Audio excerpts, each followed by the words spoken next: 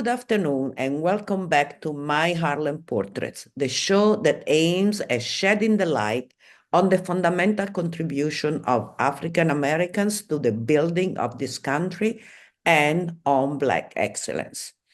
The subject today is the AUDELCO Awards, which is the Audience Development Committee. It's celebrating its 52nd anniversary. And we are going to talk about the AUDELCO and his nominations with a very well-known spoken word poet, published author, cultural curator, and community cultivator, a Harlem resident, Luther Anubis D. Eisler, poetically known as the Artist Anubis. Welcome to My Harlem Portraits. Thank you for having me. It's a pleasure. Thank you and congratulations for your 2 nominations for the AUDELCO Awards. The AUDELCO Awards is really the Tony for the Black theater. Yes. That's what it is, right?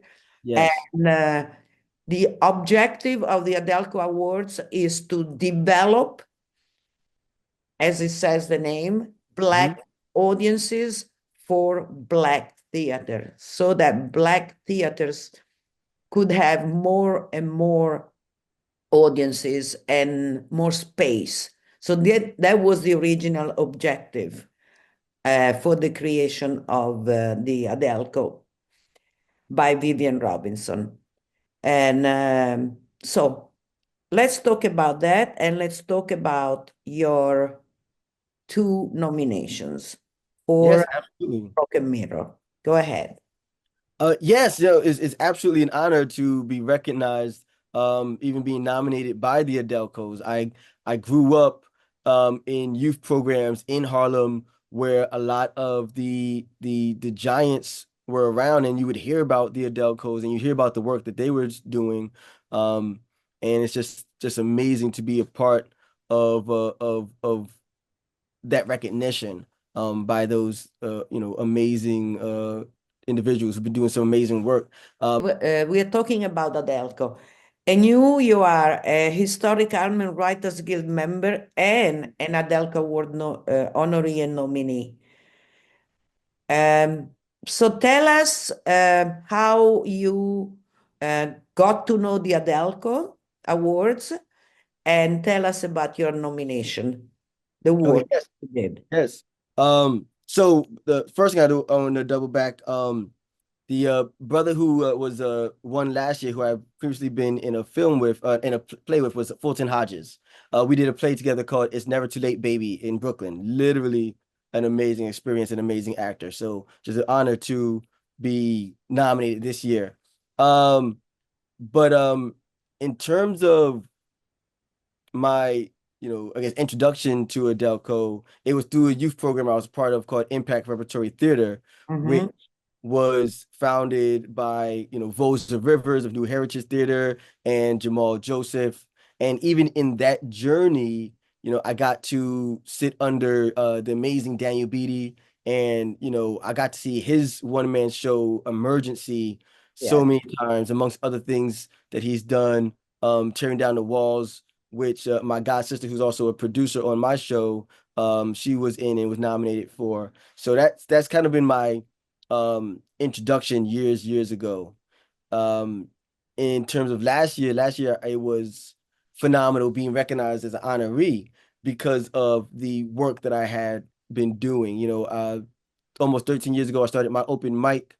Before that, I was, for about 20 years, a member of Impact Repertory Theater, with the latter 16 of those years being an instructor, where I got to mentor new young people how activism and arts and self-expression can be one thing.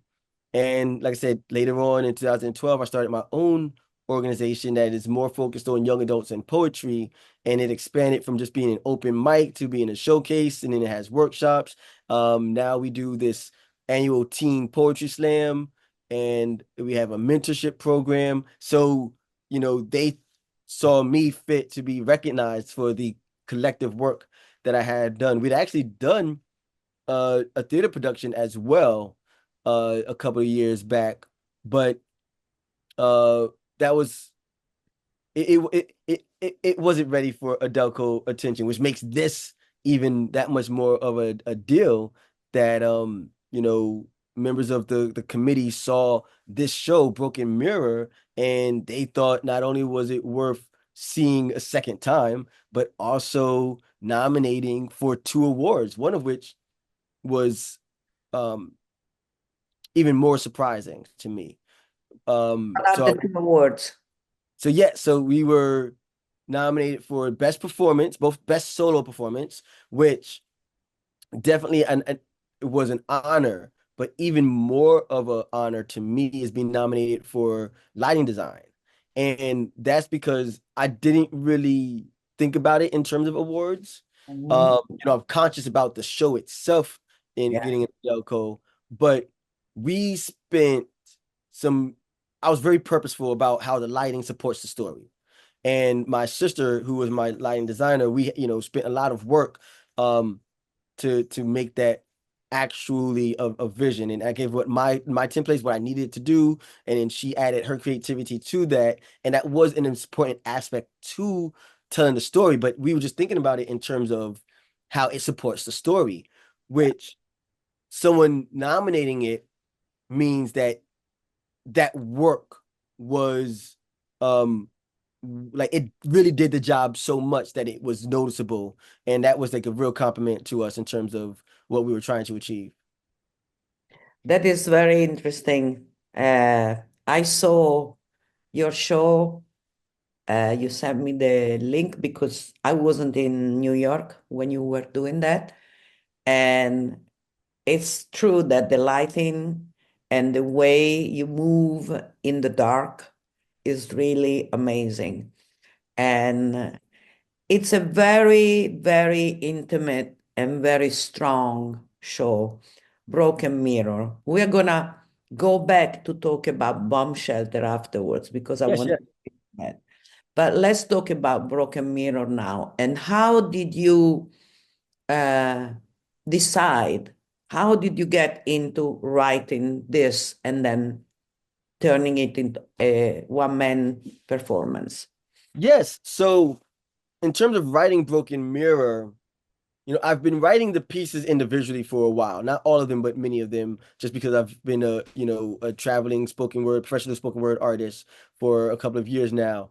And um one of the things that I've done for my own mental health, I have what I consider um birthday depression. And the idea is when you get to, your birthday, you kind of look at like, what have I done? And, normally you can be proud of all the things you're doing, but something about the birthday for me, it does this benchmark of, did I do these things? And when I was turning 35 a couple of years ago, it occurred to me that if I achieve something on my birthday, then that takes away from being all the negative thoughts. So when last January 1st, I said, I always talk about doing a one-man show, collect all my poetry together and turning it into a show. It's time to actually do it. So I just planned that would be what I did for my 38th birthday. And so the very act of itself was a mental health act. And then I just looked at, well, what stories do I have? And so Broken Mirror becomes a, utilizing otherwise unconnected poetry pieces to tell a story about my social anxiety, and also how that kind of connects to other anxieties and things that I've dealt with over time. It's kind of truncated to all take place in one hour therapy session. Um, but I get to tell, different stories that are based on real stories, from dating to stories with my daughters, to just what it's like being a Black man in America and the things you actually think. One of my favorite ones is one about a real story where the one time I hopped the train and then the train doors didn't close, and I was 100% scared that something bad was going to happen. The doors ended up closing, but that moment of fear was real. And those are real stories that exist for me, and getting to tell that and utilizing a therapy session to talk about it, makes it kind of connect and look at a big picture. And fortunately for me, the response from it has been that my personal stories are other people's stories too. And people are able to find their stories in my stories. And that way it becomes bigger than just being about me. It becomes a movement for mental health for, everybody. They are universal stories. And what is I find very interesting also about that is that I've been living in Harlem for 10 years steady, but since 2005. And I've been embraced by this community. This is my family. It's more my family here than in Italy. I really feel home more here than I feel in Italy. And Italian men and Black men are very similar. Mm. They've been taught not to show their feelings. They've been taught not to cry. Men don't cry. Not so the fact that finally your generation has understood that it's time to talk about what's going on inside of you, because if you don't talk about that, it's going to eat you inside. Yes. Very, very healthy. So Yes. I think your show also is very important because of that, because the mental health issue is something that I've noticed is starting to be talked about lately. Mm-hmm. But 15 years ago, in the Black community, and especially in the Black men community, Yes. I didn't hear talking about that. So tell me how you feel now, if you want to. Mm-hmm. This last year's election, because I like to talk about politics. Yeah. I worked all my life in the European Parliament, so politics is my bread. Mm-hmm. How does it feel? I was sick for 3 days because I do not understand how is it possible that this time a popular vote chose that guy. Mm-hmm. Mm-hmm. What, What what is your feeling? what's interesting is the last time he won, I actually was the beginning of 5 years where I worked in the state senate. That's kind of when I decided to get involved in local government. And I think that my feelings this time is worse in that time I was scared of him. Mm. Now I'm not scared of him at all. What scares me is the popular vote aspect of it, is a couple of things. You have a convicted rapist, felon, con artist, racist, and majority of the people in this country who voted for that person. So what does that say about those people? Even scarier is now that they can see that each other did that, it creates a permission structure. Now, a rapist, convicted rapist, felon, con artist, is now uplifted. So now there's less incentive to have a different behavior. So I am less concerned about him in the position that he's sitting in, and more concerned about the fact that all the people with their selfishness and evils and dark sides are now permitted to be comfortable with displaying it, with the idea and the notion that not only are there not consequences for certain people, but there are benefits for certain people. And that is what concerns me the most. Yeah, I totally agree with that. Mhm. So art is one of the instruments that we can use to awaken the minds Yes.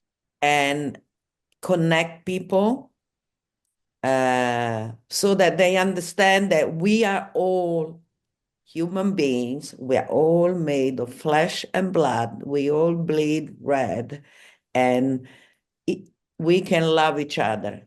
We can, if we start to understand each other, to want to understand each other. And I believe that, and all this came out of your show, The Broken Mirror, because I believe that this anxiety and this depression that is inside is due to a generational um, fight, continuous fight, never being able to just relax and let go, Yeah. which white people don't have, Yeah, definitely not in the same way we do. not in this country. Hmm. So it's even more commanding, and I thank you for doing that piece of show, because it was really interesting, very, very interesting. Thank you. I appreciate that. So let's talk about something very positive. Yes. This is what you're doing, Harlem Bomb Shelter. Yes. It is a very prolific and empowering spoken word literary arts organization in Harlem. You, as you said, you organize open mic, showcases, workshop, team programs, and mentorship. Hmm. How do you, I've been to many of your events, and I think it is such a precious tool that you are giving to the new generation. How did you come to start that? Yeah, so starting a bomb shelter was kind of simple in a sense, you know. I think 25 is when I first had what I referenced earlier as my birthday depression, and that, I was like, quarter life crisis, what am I gonna do? And later that year, a friend of mine, Zora Howard, who was also an AUDELCO winner, she was a poet. She was I think the first New York City Youth Poet Laureate, and she had organized an open mic in Harlem.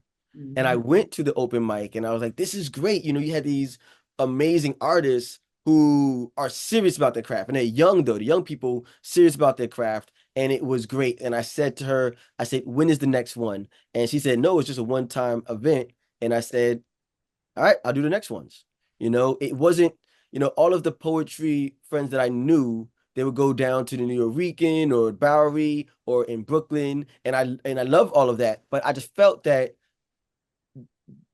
those need to be options. It needs to be, if you're uptown, you have an uptown Yeah. option. My dedication was to ensuring that we increase the accessibility to, having open mics uptown, even so much that for the first couple of years it was free because I just wanted accessibility to a space where you can grow and develop and do those things. And later on, our open mic, we started charging, but we do other events that are free. So the open mic just supplements the cost of doing things that we can give away so that people have access to creative expression and development as well. Talk about that side, the development. Hmm. That's very interesting. Yes. So one of the things that is important to me is that, we, those who, there are different type of artists, right? There are artists who do the work, whether it's poetry, singing, rapping, visual arts, dance, music, just as an outlet. But Yeah. there are those who want to take it, to another level and get booked for gigs and things of that nature. And it's important to me that not only do people understand that there's a difference, but there's a pathway created. So I can, it's one thing for me to just say, all right, cool, you're good enough for an open mic, but if you want to get booked, you got to get better. Well, what am I doing to help them get better? And what we did was we created certain programs. We have a thing called Fresh Face Showcase, where it gives an open mic, a showcase opportunity to someone who's never had a showcase before, because you can only grow from experience. But we also, in that, we teach a little bit about marketing yourself so that you can promote and sell your own tickets. But then we have free events like our Poetry and Soul that we do in collaboration with a restaurant in Harlem called Lucille's, where we'll collaborate with another amazing organization called Jazzmobile, and we'll present some of our more experienced poets along with some musicians. But then in terms of development, what we now do is every year, the senior 3 members of my organization, we select 5 young adults who are, developing. They've already had some growth in the craft. And we might not know everything, but we've been doing it at least 13 years. So we give workshops to them and opportunities that we used to get from, organizations like New Heritage Theater or Harlem Week. Now that we're kind of more experienced professionals and we're getting booked for paid gigs, all right, great. So all these opportunities that we used to be given when we were coming up, we'll pass those up to these 5 young people as they grow up, and we dedicate energy to them for a year. And the 6th person that gets part of that is the winner of our teen poetry slam, where we do that during Harlem Week. And right before the competition, we'll give a workshop. We'll do 2 workshops with teens. Then whoever wins, they get wrapped up in our mentorship program for the year, and we give them opportunities throughout the year. And so that, the last person who won that, she is now at NYU. When she graduated high school, she got an oratory award, and now she's on the NYU slam team, and she comes back to us every once in a while to volunteer and give service as well. So that kind of cycle keeps continuing. That's a very beautiful cycle. It's a positive one. Fantastic. This is very, very, very interesting. And Woza River, as you said before, I've interviewed him before, is really one of the 2 fathers of Black theater in Harlem, Yes, together yes. with the King Jr. King, yes. The 2 theaters that still exist, Black theater that still exist, they were founded years and years ago. So this is very important to be also on his shoulders and on Yes. the Heritage Theater's shoulders. Yes, I think my greatest honor is that I can call Voza anytime I'm on a project and I'm like, hey, this is what I got going on. But the coolest thing is when now, he'll call me because we've done so much, and he says, hey, I need your support because we've been able to grow on our own to a great degree. That is fantastic. And Jamal Joseph also is one of the people that I interviewed, one of my heroes, because my heroes were the Black Panthers when I was a little girl in Italy. So When I met him at 13, I was in middle school, and literally within the first month of meeting him, I insisted that I get to interview him for a school project I was doing on the Black Panthers. And I told him that I watched the film, and he said the one thing that's not caught in the film is that everything the Black Panthers did was for love. yes, And that's how we have to move. Even the militant aspects of all our actions has to be based on love for the people, not anger of the other people, but love for our people. yeah, yeah. They were really, for me, maybe people would say I'm crazy, but for me, they were like missionaries in a Yeah, sense.